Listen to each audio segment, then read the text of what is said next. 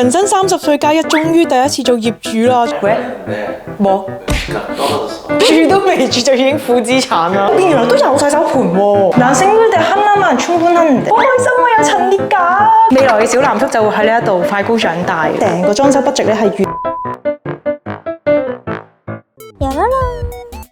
大家好，我係 Cat， 我正式做業主啦！咁之前喺片入邊都有講過下嘅，以前我哋住嘅嗰個舊單位咧係男叔名嘅樓，已經賣咗啦，因為我哋真係好想快啲賣咗佢啦，比想象中突然之間賣到出去。咁中間咧我哋就有1-2年嘅空置期咧，就搬咗入嚟呢一度，諗住住1-2年先。再之前咧，唔知大家仲有冇印象啦？我都有拍過一條片咧，又係講另外一個新嘅單位，嗰一個咧都係男叔名嘅樓嚟嘅，亦都已經賣咗啦。而今次呢個單位咧，好似係2年前左右，係以共同名義買嘅樓花。人生30歲加一，終於第一次做業主啦，進化成樓奴。咁最近呢個樓花咧，終於起好啦。咁聽日咧，我哋就可以去睇新樓。我哋係買咗慈興市嗰邊嘅樓嘅。咁呢個地方應該大家都第一次聽啦，係屬於京畿道。上面咧係撫川市，隔離咧就係仁川松島。如果揸車出雲大嘅話咧，就同榮中島出發一樣，大概要45至1個鐘左右。咁我哋決定買嗰邊嘅樓咧，主要係有2個原因嘅。第一個咧就係比較近老爺奶奶屋企，而家住榮中島即係仁川機場隔離啦。揸車去老爺奶奶屋企嘅話，大概都要1個鐘。但係依家新樓揸車過去咧，25分鐘就到，係少2/3時間喎。其次咧就係因為我想住新樓啦，我又想住40平以上。我哋有多貓狗啦，未來又有小朋友喎。如果有得揀嘅話，空間上梗係想住得再闊落啲、舒服啲啦。但係首爾嗰邊嘅樓咧，大部分都起得7-7八八，樓齡都有翻咁上下，而且大部分都係32平、40平以上嘅選擇係勁少，符合我呢個勁貪心想要新樓又要40平以上嘅條件咧，首爾樓我哋完全買唔起，起碼應該要20至25億won咯。而且呢個樓價咧，銀行貸款3成都未必借到。唉，首爾樓真係唔屬於我哋嘅世界，咁所以就揀咗呢一個慈興市啦。嚟到啦，好緊張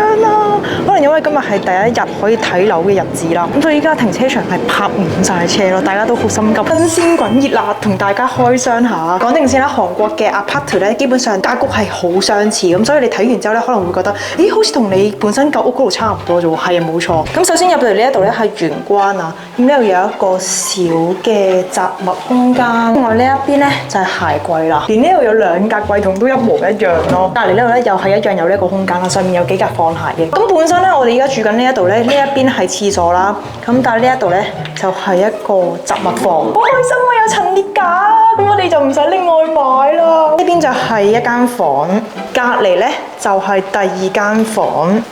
집 구조가 똑같네. 맞아. 거의 똑같아.本來客廳嘅廁所咧就轉咗嚟呢一個位，咁呢個廁所都係屬於男宿噶啦。到呢一邊就係我哋嘅客廳同廚房啦。廚房咧個空間感好似闊落少少嘅，但係我覺得咧佢嘅收納空間啦，即係櫃桶啊，同埋佢嘅台嘅 size 咧，我覺得同我哋依家嘅廚房差唔多。佢呢度有附加呢一個焗爐，全明火煮食喎。咁你닦기 불편한데啊。 내가 닦지 뭐 너가 안 닦아. 얘가 닦는 거지. 네가 안 닦아. 너는 무슨 한 달에 한 번 닦아? 한 달, 2달에 한 번 닦으면 돼.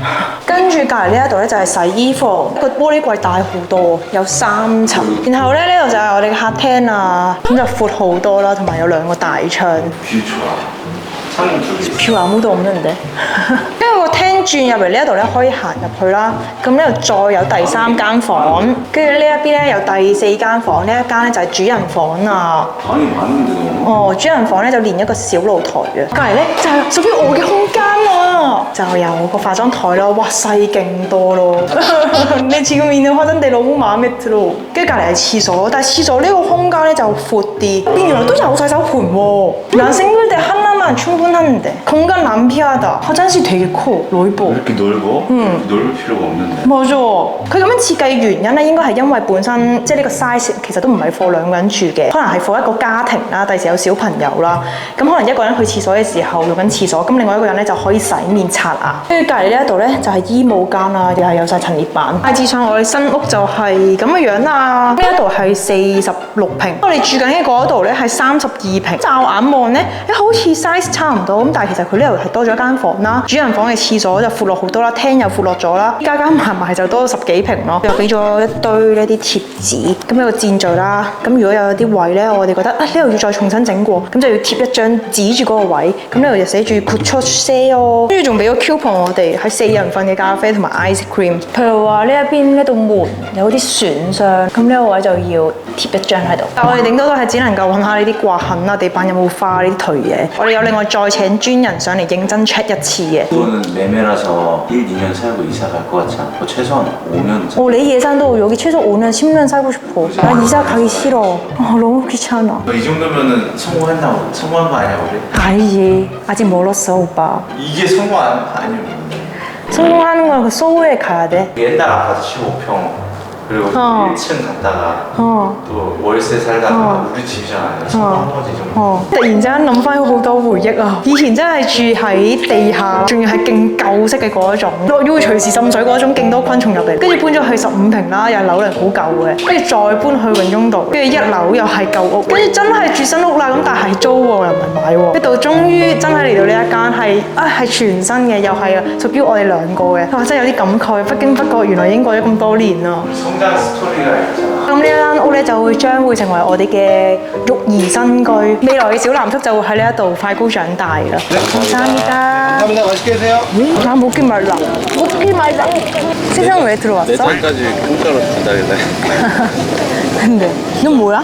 레모네이드야?啊，좋아。咁今次搬屋有一個特別大嘅考驗，就係呢啲 figure 玩具收藏扭蛋，全部我都諗住自己親手執走嘅。咁我都有儲定一堆嘅 bubble 紙。其次就係地板上嘅呢一堆 PR gift 啊，亦都要整理好啦，咁之後搬到公司先會比較好搬啲。咁如果平時啲 PR gift 我覺得好用嘅話咧，我就會再回購啦。咁有啲咧就係我自己本身有用開嘅，即係譬如話呢一個面膜，我 friend 今年年中喺韓國買咗20盒，係20盒啊 Allure 嘅 PDRN 水光面膜托翻香港咯。就俾佢燒到買翻嚟試下啦，都真係好好用。咁呢一款係新包裝嚟嘅，咁我而家孕期間唔中都會用下，敷完塊面係超有光澤。今次個 brand 揾我合作，我第一個反應係，喂，我都真係有用緊你哋嘅嘢㗎，而且想第一時間同我 friend 講話，恭喜晒你個喼可以慳位啦，因為 Allure 要登陸香港啦。咁近排我就有用埋佢哋嘅 PDRN 透明質酸膠囊水光精華，面膜入邊嘅精華就係佢啦，暫時係我見過最水嘅精華咯，係可以勁快推開，質地係好輕盈又透，明明係好水，但係搽上面3秒已經係超水光，保濕力我覺得好 OK 嘅，即係我第2日起身你嗰個亮透感都仲喺度。大家如果想皮膚夠保濕有光澤零毛孔醫美嘅話，通常第一時間就會諗起水光針，而 Allure PDRN 精華正正就係同水光針同款配方，有三文魚 PDRN 透明質酸同膠原蛋白。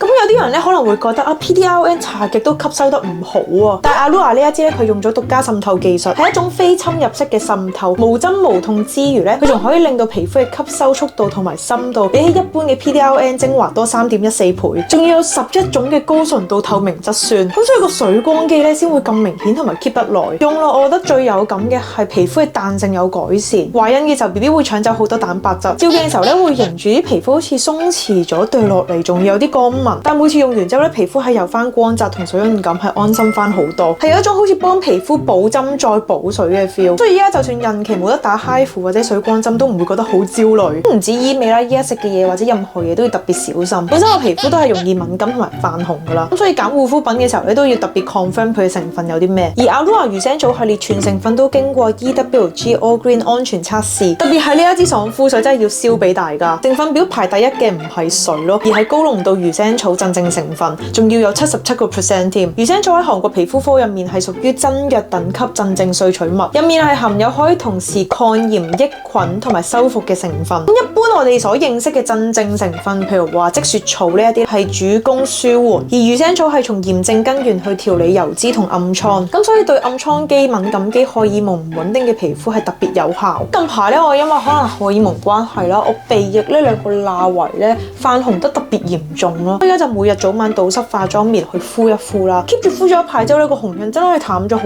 多。再加上天然樹莓同埋金縷莓可以控制皮脂分泌，咁防止暗瘡同粉刺不停生，仲有提透明質酸同埋維他命 B5，令到皮膚穩定，同時又有保濕度。咁上網揾一揾咧，原來21年就已經好多人推薦，覺得好用，仲要連續3年拎咗 Olive Young 嘅 Toner 第1位。個包裝咧係超低調咯，估唔到佢咁勁。不過我自己用落咧，我都明點解佢咁受歡迎嘅。雖然佢望落咧好似同水冇分別啦，但輕拍上面之後呢個膚觸係真係好清爽同埋又有保濕感，係超級無敵適合香港天氣咯。同系列仲有卸妝油同埋精華，網上都好多人高分好評。而我自己咧係有回購呢一款鎮靜面膜㗎，係 for 轉季敏感期或者皮膚唔穩定嘅時候急救用。全系列嘅成分咧都係溫和零刺激。如果你係暗瘡肌啦、容易敏感肌或者啱啱做完醫美唔穩定嘅皮膚咧係超啱用。今次係有埋限定套裝，會由韓國送埋去你屋企添啊！大家如果有興趣嘅話，記得去 InfoBox 嗰度入手試下啦。 오 귀여운데 오 야, 이게 더 이쁜데? 우와 되게 예뻐. 난 이거 아니면 이거 나오면 좋겠다. 제발. 너무 귀여워. 個 cushion 真係整得好精緻咯，佢打開之後咧係真係有塊鏡可以撕膜，有一塊 cushion 墊，呢個位仲可以再打開添。約你一班係有齊3款精華咯，超正。咁過咗2個月之後咧，我哋又去新樓嗰度見裝修公司嘅人啊，我哋決定裝修啊。咁可能你會覺得有啲疑惑啦，喂，全新樓都要裝修，即係我都諗過住殘啲，住多幾年先再裝修啦。咁但係嗰陣時咧又塞滿晒家私，又有個 B 咧，嗰陣時先嚟裝仲麻煩。咁倒不如趁依家咩都冇嘅時候，快啲搞掂我哋最想整嘅嘢。我哋唔係大裝修，我哋係好簡單嘅，即係譬如話客廳嘅牆紙啦，韓國嗰啲新公寓咧，全部都係最 basic 就係貼牆紙。夏天潮濕嘅時候就好容易變黃啦、發毛啦。我哋屋企啲貓咧，其實可能會咬爛啲牆紙，所以我哋就諗住換一個比較防潮同埋防貓爪嘅牆板。仲有個窗框，依家係深色，但我想換淺色。同埋天花板，藍叔一路都好想喺天花板嗰度裝個吊扇，夏天嗰陣時通風比較好啲。今日就係過去同佢哋最後 confirm 邊個位係真係裝修啦，揀咩色啦，揀咩材料啦。 그거를 대체적으로 많이 하세요. 좀 밝게 할까? 그러셔도 돼요. 그러려면 176번. 가격 똑같은 거예요? 네. 그럼 이런 모양문이 좀 비싸요 더. 이런 기본적인 거보다. 추가 얼마 추가해야 돼요? 이것도. 네네네. 그럼 이걸로 해주세요. 이거 괜찮다. 이거 더 낫잖아. 아니 이걸로 할 거면 저거 할 필요 있어요? 그러네 똑같잖아 이거는. 맞아요. 이런 거 괜찮은데? 이거 네. 여기 LED 3개. 그다음에 아트월 3개. 그다음에 복도 3개. 저쪽에 전면에 2개. 냉장고 앞에 2개. 因為成個裝修 budget 咧係預10萬港幣左右，感覺好似唔係整好多嘢咧，但係都要10萬蚊喎。咁但係就算整客廳咧，其實因為個尺數比較大啦，咁所以其實都要10萬蚊樓上㗎啦。有比較過其他裝修公司係差唔多嘅價錢啦。咁最後就係我哋會幾時入住咧？咁我哋而家住緊嗰個單位嘅租約係去到出年4月，最理想嘅時間咧就係12月1月搬啦。喺個 B 出世之前咧就搬好晒所有嘢，執好晒，清潔好晒 BB 房又整頓好埋啦，就最 perfect 嘅。咁但係通常啲計劃都係跟唔上變化㗎，咁到時可能又會有其他決定。今日過嚟睇裝修進度。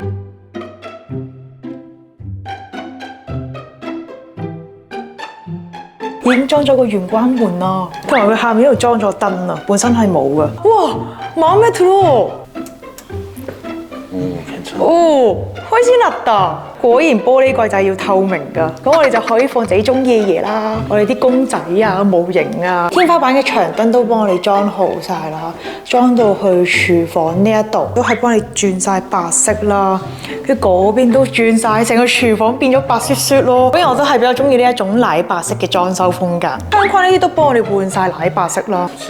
근데 티가 안 나， 잘 하네， 괜찮다。完全係睇唔出佢係純粹貼上去咯。同埋本身咧，我話想轉白色嘅時候咧，話淨係整到內窗，外窗嘅話通常係整唔到咯。咁但係好奇怪噶嘛，入面道窗係白色，出面道窗就係啡色。咁我哋就好堅持話一定要內外統一啦。最後其實係整到嘅，點會整唔到啫？咁整咗之後全白色係咪好睇好多啊？你幻想下，如果一邊白㗎，但係點知一拉完呢道門出邊係深啡嘅，勁奇怪咯。괜찮네，나쁘지 않다。我哋洗衣房都有啲位整咗嘅，佢幫我哋再油咗啲防水防潮潮嘅油。然後廁所地板咧，佢係幫我哋擠咗一啲防霉菌嘅膠條，會見到會比較靚面啲㗎。客廳嘅窗簾咧，之後佢哋會幫我哋裝埋嘅，係包埋喺裝修入邊。客廳呢個位咧，連埋走廊嗰邊咧都換晒呢一種牆板。咁呢一種牆板就可以防刮花，就唔使驚俾啲貓咬爛。因為我哋而家住緊嗰個屋企咧，佢係普通牆紙啦，已經俾好似係斑斑，佢咬爛咗、刮花咗咯。咁所以如果我哋搬出去嘅時候咧，就要賠錢賠翻俾房東。呢啲門我哋都全部換晒白色啦。咁我哋啲房咧就冇另外裝修嘅，用嘅都係舊牆紙。可能會有人問啊，點解房唔整埋佢啊？反正都要整啦。錢咧，錢從哪裡來？我哋預算只能夠整到個廳咯。마음에 들어 괜찮아. 좋아. 훨씬 예뻐 보여. 너 좋아하면 되지 뭐. 나도 좋아. 좋아. 好開心啊！我而家係更期待搬入嚟咯。唔知係咪因為新裝修完啦，拍片嘅畫面係再靚咗添，係咪我嘅錯覺咧？ 사실 정아. 왜? 했는데 뭐? 떨어졌어. 여기? 벌써? 우리가 8억 4천인가 샀는데 지금 7억 8천짜리. 야, 많이 떨어졌네? 우리 입주도 아직 안 했는데. 우리 사고 마이너스 5천 떨어졌어. 住都未住就已經負資產啦。 괜찮지? 뭐가 괜찮아. 하나도 안 괜찮아. 그럼 서울 다 집값 떨어져 아니면 아니야. 한국 다 집값 떨어져 아니면 뭐? 지금 어떻게 된 추세냐면은 서울에 있는 중심지, 강남, 뭐 홍대, 용산 이런 좋은 입지들 있잖아. 그런 데는 더 올랐어. 아, 역시. 거기 제한 변두리 우리 같은데 여긴 경기도야 외곽지잖아. 서울 벗어나서 이런 데는 떨어졌어. 그리고 이렇게 새 집들은 일단 물량이 많이 들어오잖아. 이런 것들은 입주 시기에는 좀 약간 좀 떨어질 수도 있어. 아, 원래 보통도 그래? 아니, 좋은 입지는 안 떨어져. 오히려 피가 아, 우리 그냥 평생 여기서 살자. 서울 이사 가지 않으면 우리 다른 데 이사 가지 말자. 그냥 평생 계속 여기서 살자. 강남에서 2평수 살려면 새 집 살려면 한 35? 30억이 아니야. 더 들지. 아, 더 들어? 45억 정도 들고. 即係我哋買呢棟樓嘅時候咧，前賣家已經係蝕住賣噶啦，我哋買完之後咧係又再蝕咯，超快速咁樣列入呢個負資產嘅行列啦，各位負資產嘅朋友，我哋 say 個 hi 啊！我追數唔知，唔買都已經買咗啦，집값 떨어지고 우리 control 못해. 근데 나중 되면 오를걸? 10년 후에 뭐 조금만 1,000만 원도 올라가지 않겠나? 물가 따라서. 근데 문제는 이거 우리 대출을 많이 받아가지고 40%는 많이 안 받는 편이야 오빠. 홍콩 대부분은 80% 90%야. 우리는 대출이 그렇게 안 나와. 많이 나와도 그냥 60%。12月尾過咗個聖誕之後就會正式搬入嚟㗎啦。咁今日呢一條片咧就嚟到呢一度啦。中意呢條片嘅話記得俾 like、share 出去同埋 follow 我 YouTube channel，記得 follow 埋我嘅 IG。咁我哋下條片再見，拜拜。